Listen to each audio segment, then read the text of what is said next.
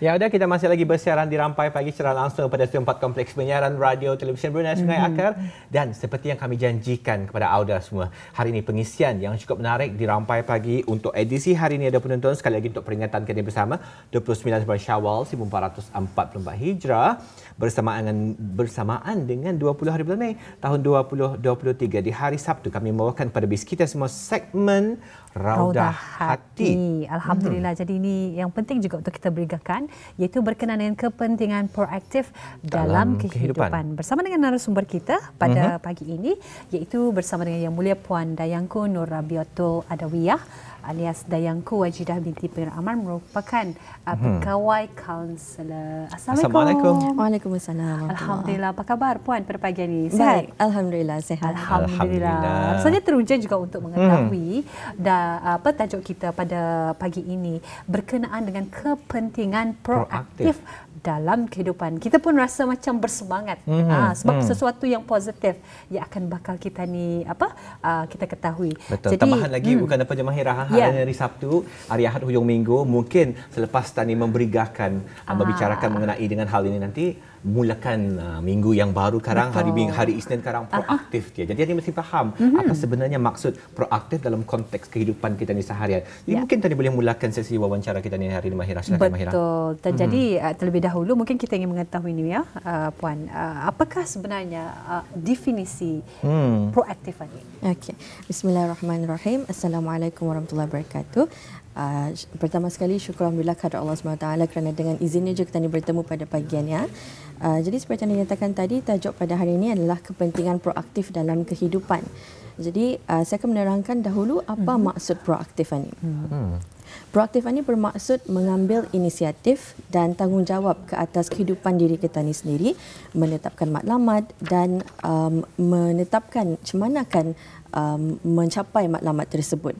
Dalam erti kata lain, ianya adalah daya usaha kita ni berusaha untuk mengawal kehidupan kita ni, yang mana dapat dikawal dan juga dengan adanya proaktif dalam diri kita ni, kita tidak akan melalui hidup itu secara mendatar sahaja tanpa ada arah tujuan dan matlamat hidup. Jadi we try to take action, ambil tindakan yang perlu dan agar tidak menjalani kehidupan itu tanpa arah tujuan. Dan proaktif ini juga adalah kemahiran yang penting dapat digunakan dalam pelbagai aspek kehidupan, bukan saja di tempat kerja, di sekolah maupun di rumah. Dan ianya adalah satu sikap positif yang boleh membawa kepada perubahan yang besar dalam hidup kita ni.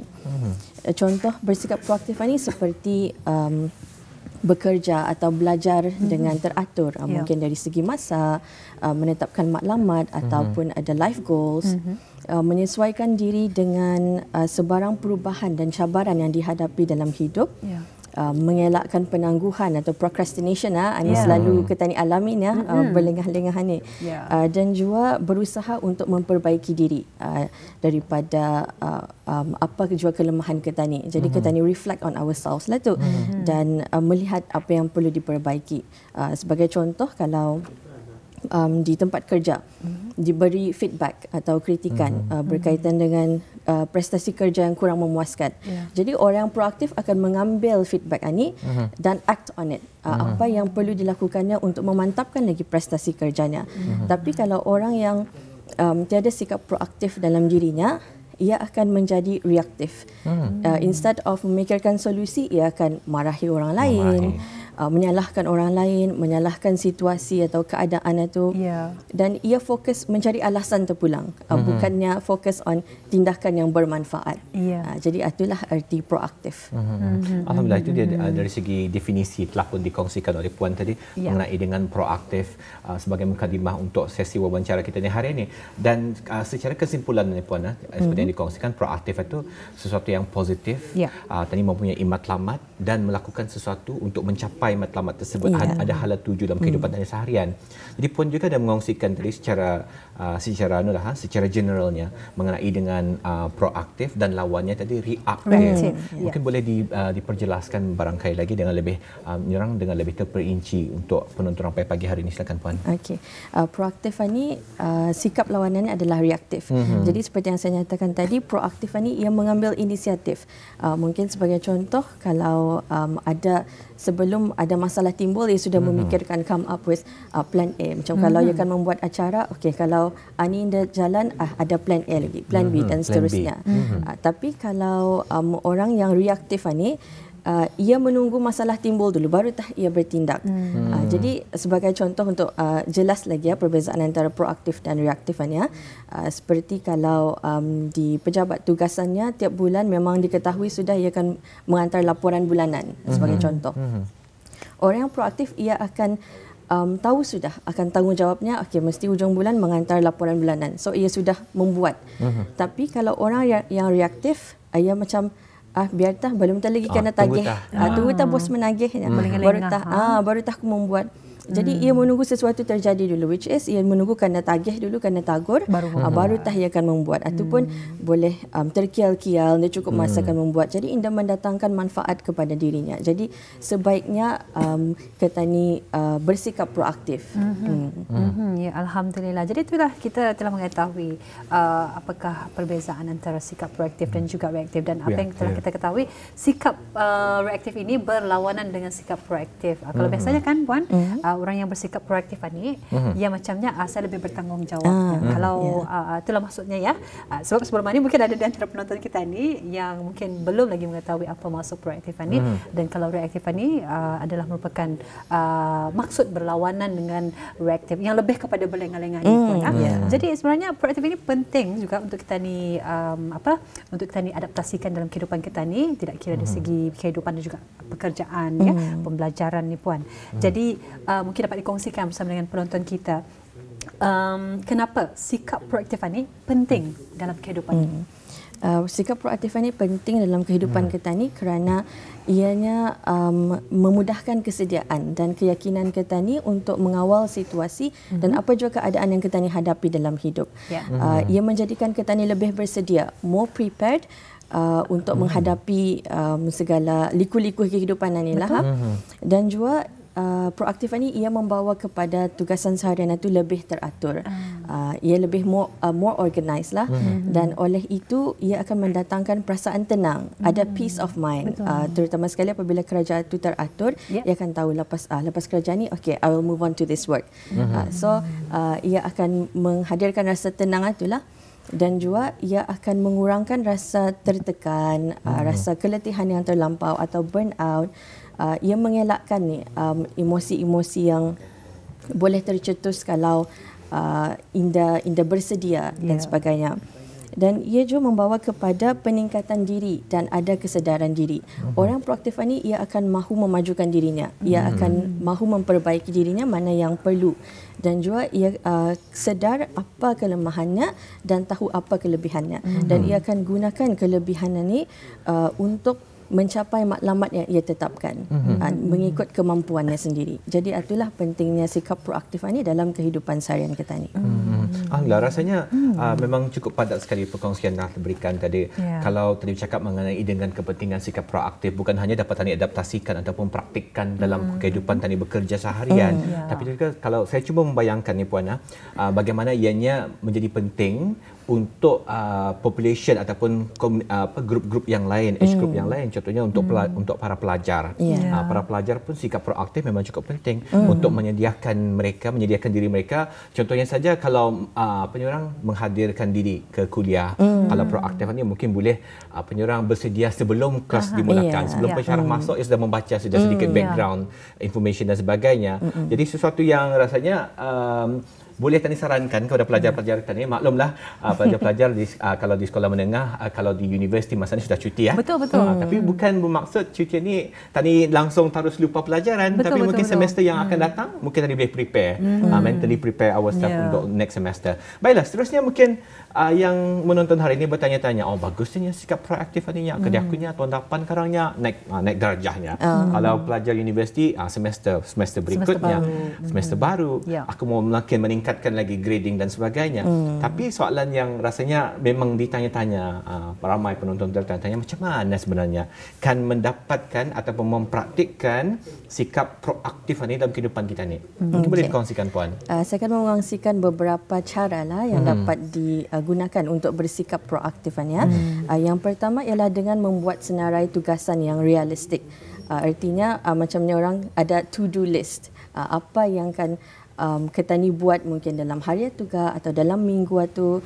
Jadi ia akan dengan adanya tugasan senarai tugasan ini akan membuatkan kerja Ketani itu lebih teratur dan Ketani pun akan menjadi lebih produktif. Ia membantu kepada menjadi lebih bersedia. Contohnya kalau tugasan itu satu yang susah, ia dapat pecahkan tugasan itu kepada bahagian-bahagian yang lebih kecil, yang more manageable. Okay, sebagai contoh untuk penonton yang masih lagi berada di sekolah, kalau ada pembentangan atau presentation terutama di kuliah yang dirasakannya susah. Jadi kalau ada perancangan ini, ia tadi datangnya procrastination, berlengah-lengah. Jadi dengan adanya senarai tugasan, untuk presentation ini mula-mula fikirkan dulu topik. Mungkin seharian itu boleh meresearch topik apa yang sesuai. Dan selepas itu, ia akan membuat kajian sendiri. Apa perisiannya yang akan dimasukkannya dalam presentation ini. Dan lepas satu lagi, sudah ini siap, ia boleh move on, prepare the slides, buat slides, macam mana akan menyusun perisiannya. Lepas itu sudah siap ini, ia boleh praktis dengan slides itu, praktis bercakap. Jadi dari sana kerajanya tu indah nampak susah benar presentation itu sebab dipecahkannya kepada bahagian yang dapat diurus, bahagian-bahagian kecil yang dapat diurus. Jadi itu adalah salah satu contoh lah. Dan juga dengan adanya senarai tugasan ini, ia boleh mengelakkan Ketani daripada lupa. Kan kadang-kadang kalau Ketani ini banyak tugasan kan dibuat, mudah lupa. Ada yang lupa, mungkin melupakan mereply email penting dan sebagainya. Jadi dengan adanya senarai tugasan ini, Ketani pun Indah akan mudah lupa lah, boleh mengingatkan Ketani sebagai reminder apa yang akan dibuat. Contohnya juga macam kalau Tani shopping, kalau ke kedai, kedai kan beli barang keperluan dapur, tapi ada list. Tahu-tahu balik ke rumah, beg baru. Membeli beg terpulang, beli tudung baru. Sekali mana tiap barang yang akan dibalik ini nada. Lupa. Jadi paksa semula ke kedai. Kan itu sudah membuang masa dan membuang tenaga Ketani. Jadi dengan adanya checklist Ketani ini, Ketani dapat mengatur masa Ketani, Ketani dapat mengatur tugasan seharian Ketani supaya Indah kusut. Tahu apa yang akan dibuat dahulu. Itulah. Dan juga cara yang kedua ialah dengan mengutamakan tugas. Prioritize your task. Ni kita ni perlu kenal pasti tugas utama yang perlu kita ni beri sepenuh perhatian dahulu. Macam mana kita ni kan mengenal pasti mana yang penting ni. Tahu pulang kalau di office semua kerja tu penting pulang. Tapi secara realistiknya kalau semua akan kita ni buat sekaligus, memang mungkin kualiti kerja tu kurang memuaskan. Jadi dengan adanya kita ni mengutamakan tugasan ni, kita ni boleh memberikan sepenuh perhatian kita ni kepada tugasan utama dulu. Dengan cara melihat deadline-nya ataupun tarikh akhir.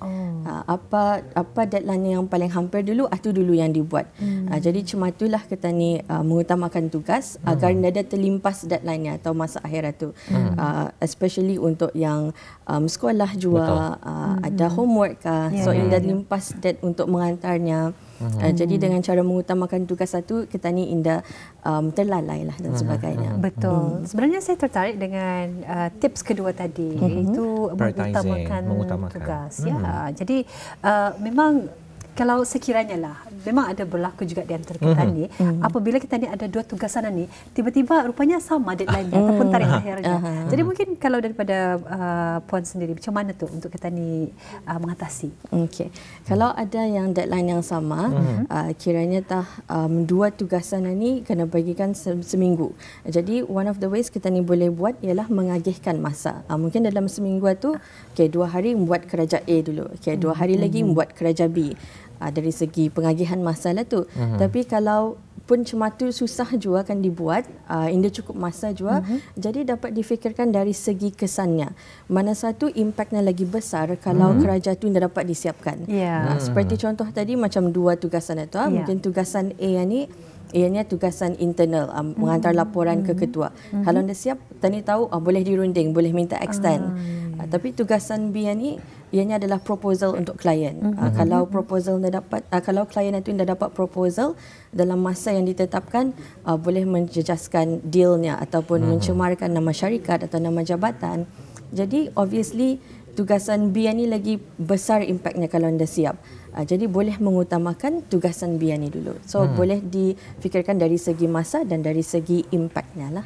Satu tips yang rasanya memang cukup berguna sekali, apatah lagi kepada mahasiswa dan mahasiswi kita ni, bila mendengarkan tips daripada Puan tadi, memang ramai yang bolehnya orang boleh mengaitkan diri mereka dengan situasi tersebut. Mungkin kalau dapat ditanyakan lagi ni Puan, dari segi pemahaman dari apa yang diterangkan oleh Puan tadi, adakah maksudnya di sini proaktif ni tani menjadi seseorang yang sentiasa bekerja, banyak kan dibuat, macam bunyinya macam tu Puan.